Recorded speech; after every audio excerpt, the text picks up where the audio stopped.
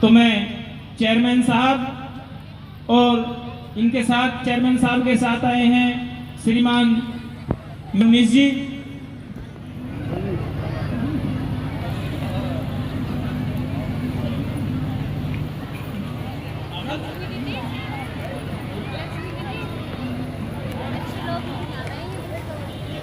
और प्रदीप जी चेयरमैन साहब का सम्मान भी है। मेंबर साहब का भी भाई प्रदीप जी पटका पहनाकर स्वागत करेंगे। विनोद टावरे जी भी, भाई प्रदीप जी चेयरमैन साहब का सम्मान चिन्ह आगे दे।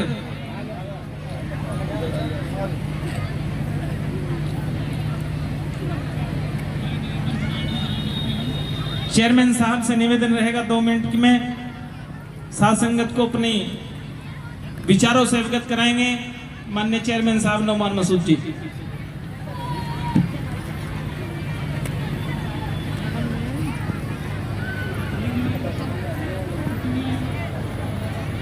सत्संग में मौजूद मातृशक्ति, प्यारे भाइयों, मंच पर मौजूद हमारे संत और गुरु रविदास कमेटी के तमाम पदाधिकारी,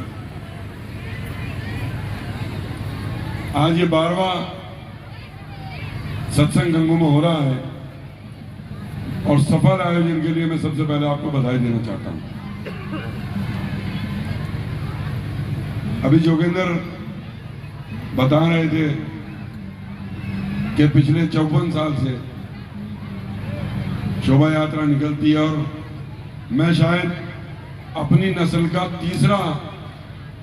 तीसरी पुष्ट पे खड़ा हूं। चौथी पुष्ट हमजा है।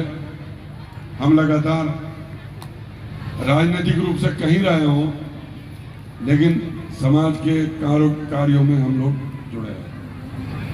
और अब तो राजनीतिक भी सुन लो। मेरी नेता बहन कुमारी मायावती जी, जिनका आशीर्वाद से मैं चुनाव लड़ा और राजनीति के 60-70 साल के अनुभव में, परिवार के अनुभव में ये महसूस किया कि राजनीति करने का अगर असल प्लेटफॉर्म है तो दलित समाज के साथ है। ये मेरी तकदीर थी कि मैं चुनाव नहीं जीत सका, लेकिन ये भी मेरी तकदीर थी कि मुझे जिस तादाद में मेरी माओ बहनों ने, दलित समाज के लोगों ने वोट देकर के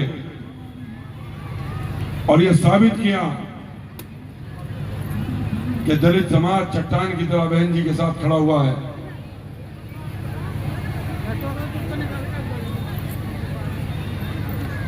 और सोचने पर मजबूर है यार राजनीतिक पार्टी कि इस 22% मत का क्या करें।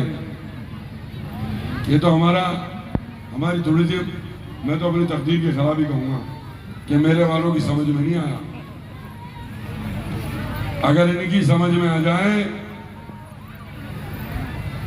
तो साबित होगा असल संत ये हैं जो ये बैठे हैं। असल संत ये हैं जो आज संत बने घूम रहे हैं, वो संत नहीं है, असल संत ये बैठे हैं। ये साबित हो जाएगा। एक काम पे लगा दिया, सरकार की नीति और नीयत दलितों पर खराब है, सबको मालूम है। आरक्षण को खाना चाहती है सरकार, केंद्र से लेकर के देश तक, प्रदेश तक। हमारे बाबा साहब के बनाए हुए संविधान में जो अधिकार सबको बराबरी का दिया गया, ये उस संविधान को मिटाना चाहते हैं।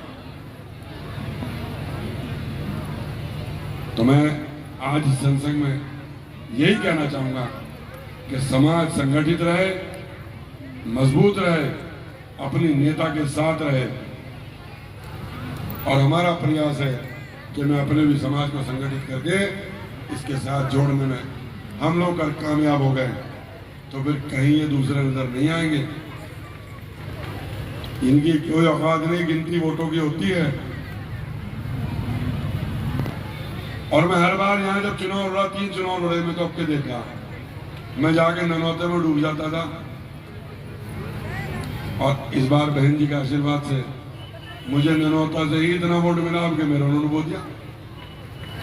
आपका कोई उन्हें आपका एहसान है मुझ पर, आप लोगों का एहसान मंजराऊंगा। और जिस काबिल भी हूं, जैसे भी हूं, मैं समाज के साथ, मेरा परिवार पहले खड़ा रहा है, अब भी खड़ा रहेगा। और अब तो मैं राजनीतिक रूप से नीले झंडे के नीचे हूं। अब तो मेरे को पूरा का पूरा ठप्पा लगा हुआ है। इतना कहना चाहता हूं अपने क्षेत्र के लोगों से कि अपने आप को कमजोर मत समझना, मजबूत हाथ साथ है। हम, आप भी और मेरा समाज मजदूर हैं, मेहनत करते हैं, अपनी रोटी कमाते हैं, खाते हैं, सरमाएदार नहीं है। लेकिन अगर कोई सरमाएदार चाहेगा कि आपके ऊपर नाजायज तरीके से दबाव बनाने का काम करे, तो ये नौमान मसूद और इसका परिवार, इसका पूरी ताकत आपके लिए जी जान से खड़ा होने का काम करेगी। और यहां बैठे होंगे मेरे बहलोलपुर के साथी, चुनाव निमटते ही जयंती के ऊपर शोभा यात्रा पर वहां कुछ बात हुई थी, और ये नौमान मसूद था जिसने अपना बेटा वहां भेज करके और प्रशासन से कह दिया था कि अगर मैं आ गया तो ये ध्यान रखना, पूरे क्षेत्र के अंदर दिमाग सही कर दूंगा तुम्हारे। और निकल भाई। इसलिए साथियों, माताएं, बहनें, मैं अपनी बात को ज्यादा लंबी न करते हुए अपने गुरुओं के चरणों में नमन करते हुए आप लोगों से सिर्फ यही निवेदन करना चाहूंगा कि संगठित और मजबूत रहें। और बाबा साहब ने संविधान में क्या अधिकार दिया, आज आपकी पूछ क्यों है? आपको हर आदमी क्यों पूछना चाहता है? क्योंकि आपको आपके वोट का अधिकार दिया, आपके मत से हुकूमत तय करने का राइट दिया। अपने मत से आप हुकूमत तय कर सकते हैं। और उत्तर प्रदेश में 22% आप और लगभग 17-18% हम,